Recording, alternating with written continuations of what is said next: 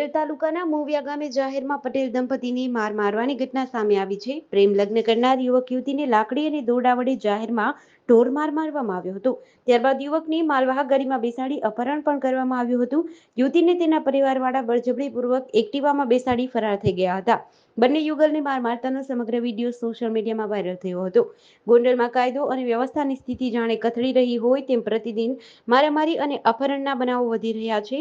વધુ એક આવી ઘટના મોવૈયા ગામે સર્જાઈ છે, જેમાં પટેલ સમાજના યુવકે અન્ય જ્ઞાતિની યુવતી સાથે 2 મહિના પહેલા પ્રેમ લગ્ન કર્યા હતા, જેના કારણે બંને પર હુમલો થયો હતો. આ હુમલો અને અપહરણ કરનાર યુવતીના કાકા અરવિંદભાઈ ભૂપતભાઈ ગોહિલ, હસમુખભાઈ ગોહિલ અને અન્ય સાગર નામનો વ્યક્તિ હોવાનું જાણવા મળ્યું છે, જેમાં અન્ય સમાજની યુવતી જોડે પ્રેમ લગ્ન કરતા તેને જાહેરમાં માર મારવામાં આવ્યો હતો અને તે બાદ યુવક અને યુવતીનું અપહરણ કરવામાં આવ્યું હતું.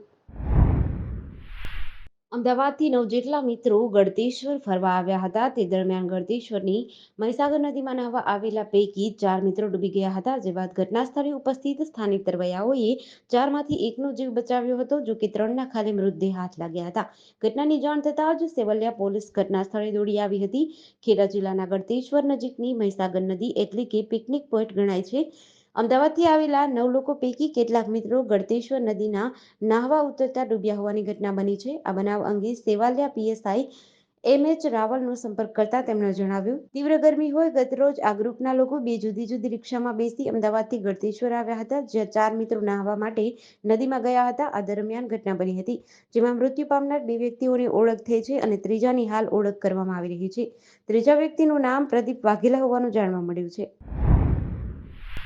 રાજકોટમાં 25 મેના રોજ સાંજના સમયે 5:30 વાગ્યાની આસપાસ ટીઆરપી ગેમ ઝોનમાં લાગેલી આગમાં 27 લોકો ભડતું થયા હતા, જેમાં રાજકોટ મનપાના અધિકારીઓની ઘોર બેદરકારી સામે આવતા પોલીસ દ્વારા મનપાના 4 અધિકારીઓની ધરપકડ કરવામાં આવી છે, જેને લઈ મનપા કમિશનર દ્વારા તત્કાલીન ટીપીઓ મનસુખ સાગઠિયા અને એટીપીઓ મુકેશ મકવાણાને સસ્પેન્ડ કર્યા છે, જ્યારે અન્ય 2 આરોપી ગૌતમ જોશી અને રોહિત વિગોરાને 1 સપ્તાહ પૂર્વે રાજ્ય સરકારના સીધા આદેશથી સસ્પેન્ડ કરી દેવામાં આવ્યા હતા. ઉલ્લેખનીય છે કે સાગઠિયા પાસે કરોડો રૂપિયાની સંપત્તિ છે, જ્યારે તેનો પગાર તો 75,000 જ છે. રાજકોટ મનપાની વેસ્ટ ઝોન ટીપી શાખા દ્વારા ટીઆરપી ગેમ ઝોનના સંચાલક યુવરાજસિંહ સોલંકીના નામે નોટિસ પાઠવીને ગેરકાયદેસર બાંધકામ તોડી પાડવા જણાવાયું હતું. મનપાના ચોપડે પણ આ વાત નોંધાઈ છે, જો કે ત્યારબાદ કોઈ કાર્યવાહી થઈ નથી. ટીપીઓ દ્વારા બાંધકામોનું ડિમોલિશન કરવા માટે ફાઇલ છેલ્લે કમિશનરને મોકલવામાં આવે છે અને ત્યારબાદ ડિમોલિશન થાય છે, પરંતુ આ ફાઇલ ખરેખર ત્યાં સુધી પહોંચી હતી કે દબાવી દેવામાં આવી હતી, તેની પણ તપાસ ચાલુ છે. લોકસભા ચૂંટણીની મતગણતરી પહેલા ચૂંટણી પંચ દિલ્હીમાં પ્રેસ કોન્ફરન્સ કરી હતી. આ પહેલીવાર છે જ્યારે પંચે સામાન્ય ચૂંટણીના મતદાન બાદ પ્રેસ કોન્ફરન્સ યોજી હોય.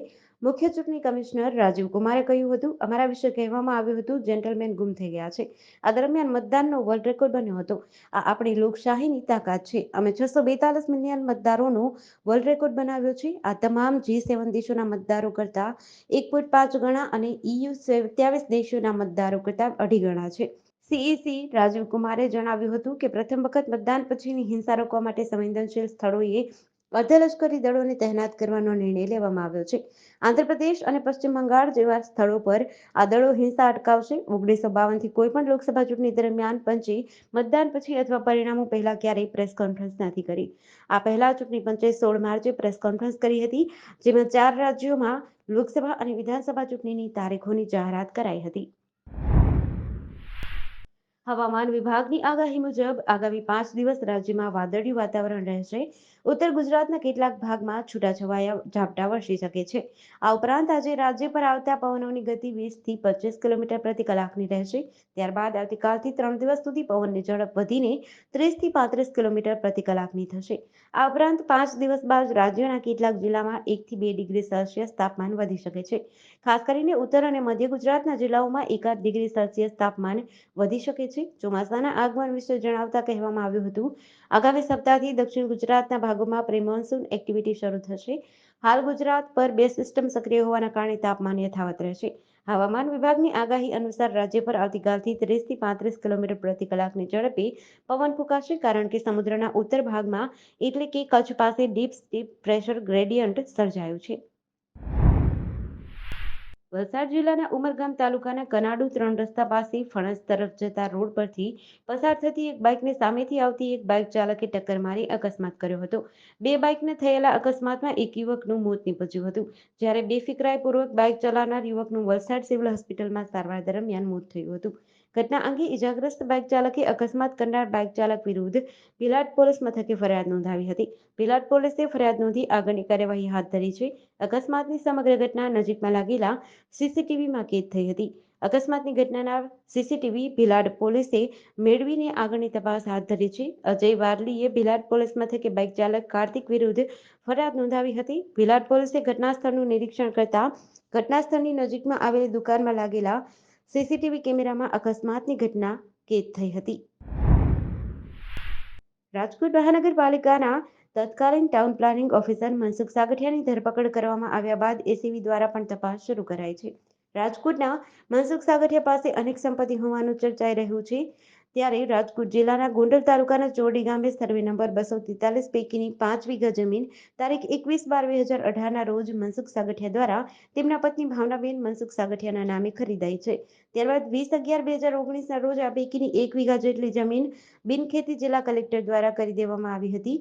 ગોંડલ તાલુકાના ચોરડી ગામની 5 વીઘા જમીન ભાવનાબેન મનસુખભાઈ સાગઠિયાના નામે ખરીદવામાં આવી છે, જે અનિરુદ્ધસિંહ લઘુભા જાડેજા, રેખાબેન રણજીતસિંહ જાડેજા, યુવરાજસિંહ રણજીતસિંહ જાડેજા, પૃથ્વીરાજસિંહ રણજીતસિંહ જાડેજા, સ્વરૂપબા ખુમાનસંગ જાડેજા, હંસાબા ખુમાનસંગ જાડેજા, મજબૂતસિંહ ખુમાનસંગ જાડેજા અને ભારતીબા ખુમાનસંગ જાડેજા ચોરડી ગામના ખાતેદાર પાસેથી ખરીદવામાં આવી છે. કચ્છમાં બેફામ દોડતા માલવાહક વાહનોના કારણે માર્ગ અકસ્માતની ઘટનાઓ સતત બનતી રહે છે. વાહન અકસ્માતમાં નિર્દોષ લોકોના જીવ અને રસ્તાઓ લોહીથી રક્તરંજિત થઈ ગયા છે. ત્યારે આજે વધુ અકસ્માતની ઘટના ભુજ દુધઈ ધોરીમાર્ગ પર કનૈયાબે નજીક સર્જાઈ હતી, જેમાં ડમ્પર હડફેટે આવી જવાથી ભુજના બાઇક ચાલકનું ઘટના સ્થળે મોત નીપજ્યું છે. બનાવને પગલે અકસ્માત સ્થળે લોકોની ભીડ જામી પડી હતી. બનાવમાં ઘાયલ અન્ય એક યુવકને પણ ઈજા પહોંચી હતી, જેને સારવાર અર્થે હોસ્પિટલે ખસેડાયો હતો. પદ્ધર પોલીસના કોન્સ્ટેબલ વધુ તપાસ માટે ભુજની જેકે જનરલ હોસ્પિટલે પહોંચ્યા છે. આ અંગે સ્થાનિકેથી પ્રાપ્ત વિગતો મુજબ ભુજ તરફથી પૂરપાટ આવતા ડમ્પરની અડફેટે આવી જતા બાઇક ચાલક ભુજના ગની ગુલ મામદ કુંભારનું મૃત્યુ થયું હતું. અકસ્માતમાં અન્ય એક યુવકને પણ ઈજા પહોંચી હતી. દેશમાં અનેક રાજ્યોમાં તીવ્ર ગરમી અને હીટવેવની અસર જોવા મળી રહી છે. હવામાન વિભાગે આજે 11 રાજ્યોમાં હીટવેવ એલર્ટ જાહેર કર્યું છે, જેમાં પંજાબ, હરિયાણા, દિલ્હી, જમ્મુ અને કાશ્મીર, હિમાચલ પ્રદેશ, યુપી, રાજસ્થાન, મધ્યપ્રદેશ, છત્તીસગઢ, મહારાષ્ટ્ર અને ઓડિશાનો સમાવેશ થાય છે. હવામાન વિભાગે કહ્યું, આ રાજ્યોમાં આગામી 3 દિવસ સુધી હીટવેવ ચાલુ રહેશે, પરંતુ તેની તીવ્રતા નોંધપાના દિવસે આવેલી હીટવેવની તીવ્રતા કરતાં ઓછી હશે. આઈએમડી અનુસાર આ રાજ્યોના ઘણા જિલ્લાઓમાં રવિવારે તાપમાન 43 ડિગ્રીની આસપાસ હતું. જો કે કેટલાક જિલ્લાઓમાં 45-46 ડિગ્રી વચ્ચે પણ તાપમાન થયું છે. રવિવારે યુપીના ફતેપુરમાં સૌથી વધુ 46.2 ડિગ્રી તાપમાન નોંધાયું હતું.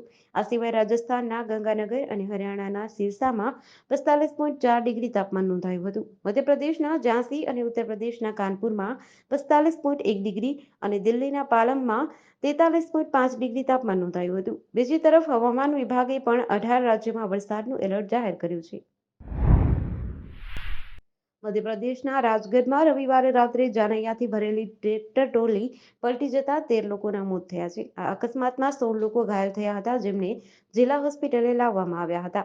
12 ટ્રોમા સેન્ટરમાં છે. ગંભીર રીતે ઘાયલ 2 બાળકો સહિત 4 લોકોને ભોપાલની હમીદિયા હોસ્પિટલમાં રિફર કરાયા છે. અકસ્માતમાં મૃત્યુ પામેલા તમામ લોકો રાજસ્થાનના ઝાલાવાડ અને બારન જિલ્લાના રહેવાસી હતા. જાનમાં સામેલ એક મહિલાનું કહેવું છે કે ટ્રેક્ટર ચાલક દારૂના નશામાં હતું. મળતી માહિતી મુજબ ટ્રોલીમાં 50 જાનૈયા હતા, જેઓ ટ્રોલી નીચે દબાયા હતા.